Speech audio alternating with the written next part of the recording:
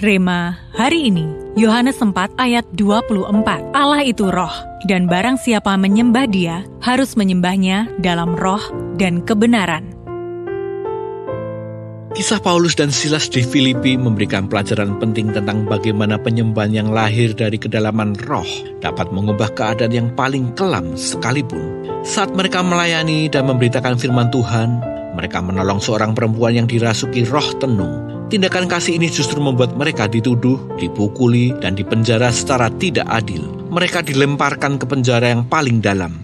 Kaki mereka dibelenggu dan dijaga dengan ketat seolah-olah mereka penjahat besar.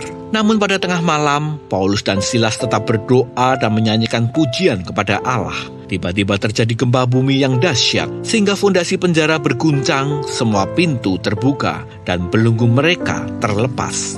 Gempa bumi yang mengguncang penjara itu bukanlah sekedar peristiwa alam. Itu adalah manifestasi dari kuasa Tuhan yang merespon penyembahan yang keluar dari roh yang menyala-nyala. Paulus dan Silas telah menghidupi gaya hidup penyembahan yang sejati. Bukan hanya saat segala sesuatu berjalan baik, melainkan terlebih ketika mereka berada dalam tekanan. Mereka memilih untuk mengaktifkan manusia roh mereka melalui pujian dan doa, dan itulah yang mengundang kehadiran dan kuasa Allah.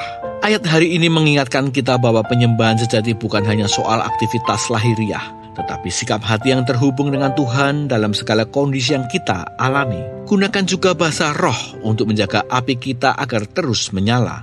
Makin kita mengaktifkan roh kita dengan penyembahan dan bahasa roh, makin besar pula kuasa Tuhan yang dinyatakan dalam hidup kita.